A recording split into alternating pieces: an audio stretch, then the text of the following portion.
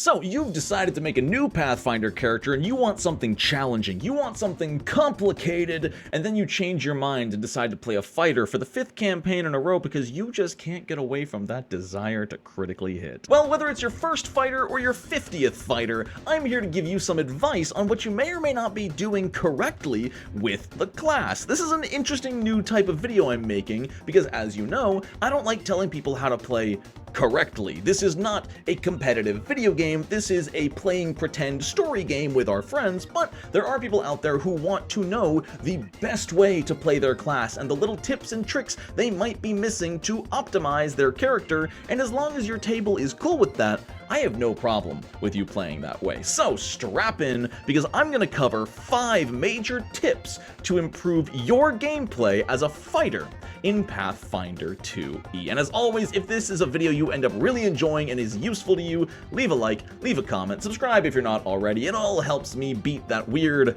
algorithm. However it is, however it works, however we just please stop bantering and start the video. But also thank you to everybody on this list for being a patron. If you would like to also be a patron and get your name on this list, you can pledge for $5, $10, $20, or even $1 a month right now. All the tiers do the exact same thing. They just give me a little bit more money, and I appreciate you very, very much. And now that this is all over, let's get into tip number 1.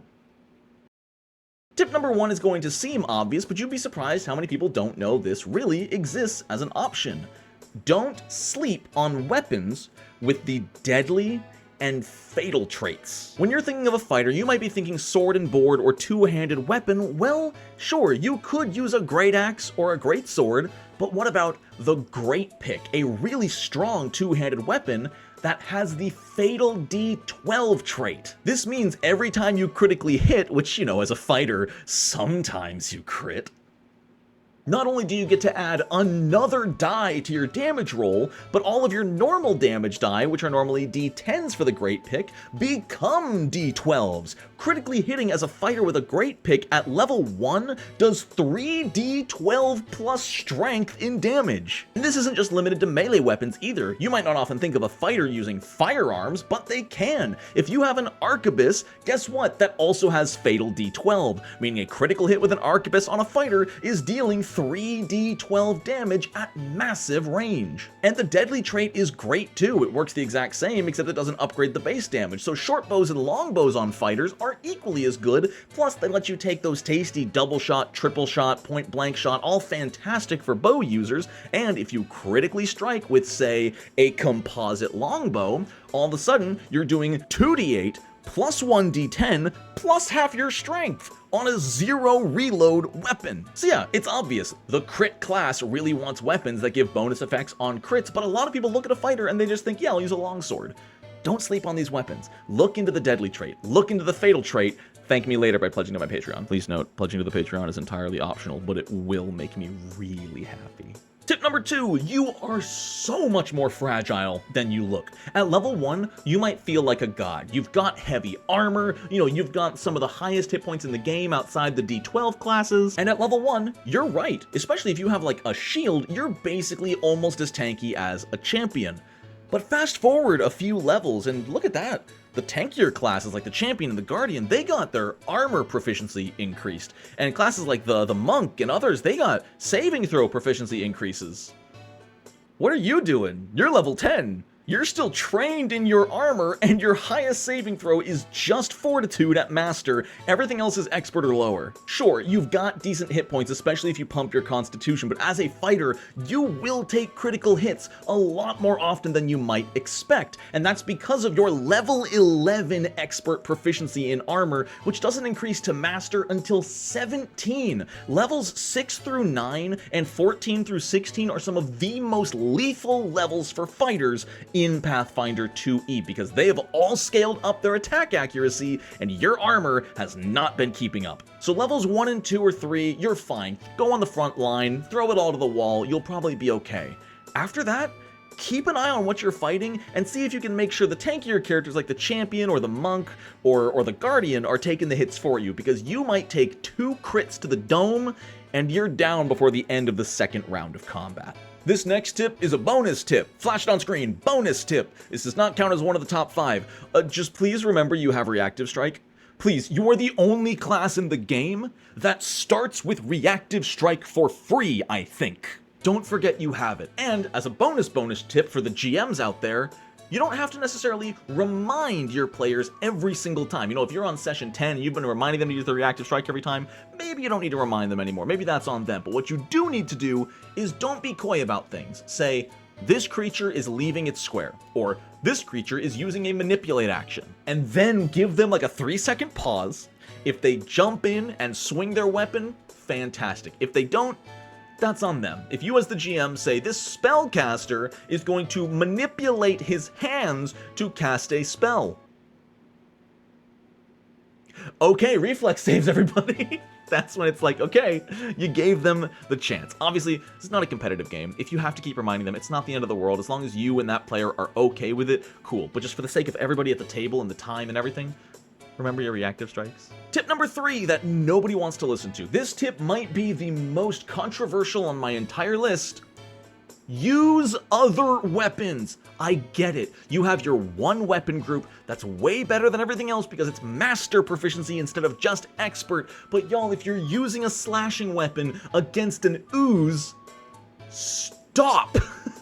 Find a hammer, find a club. I know you don't want to invest money and runes into secondary weapons, but let me tell you, it's a pretty good idea to have it on hand, because if you are using a weapon that deals exactly 1 damage type, maybe 2 if you have a flaming rune, chances are you're not doing much damage if something is resistant or immune to your damage type, and if you didn't bring something prepared, you are up the creek without a paddle.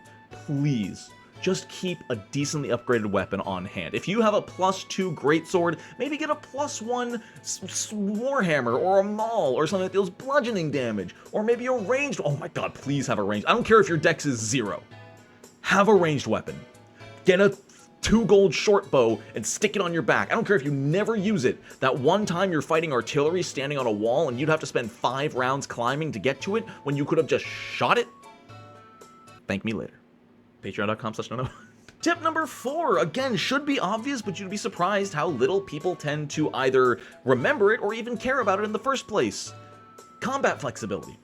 This is a class feature that every fighter gets, and it's a class feature I rarely see being used because, understandably, people pick their one weapon type. Let's say you're a great weapon fighter, cool, you're gonna pick all the great weapon fighter feats. So why would you use combat flexibility to take anything other than more two-handed weapon feats? You know, why should I take anything other than, you know, crashing slam and power attack, whatever it's called now, vicious swing, and everything else that supports my two-handed weapon? Why would I take something else?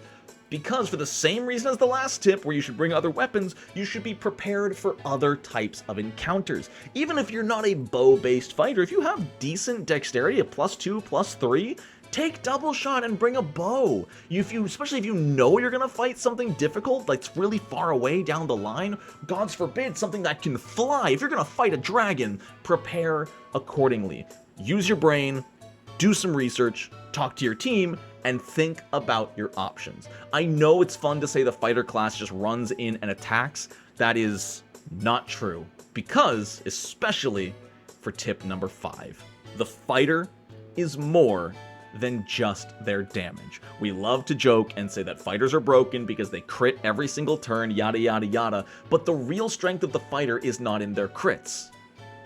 I mean, it's also their crits, but it's in their feats. More specifically, fighters can apply a bunch of different conditions with their feats. They can grab targets and keep them off guard. They can knock targets prone. They can frighten targets. Fighters get a feat that just, if you hit them, makes them frightened. I'm sure there's a few more I'm not thinking about right now, but fighters are actually really good at inflicting certain conditions. They're never going to inflict anything crazy like slowed.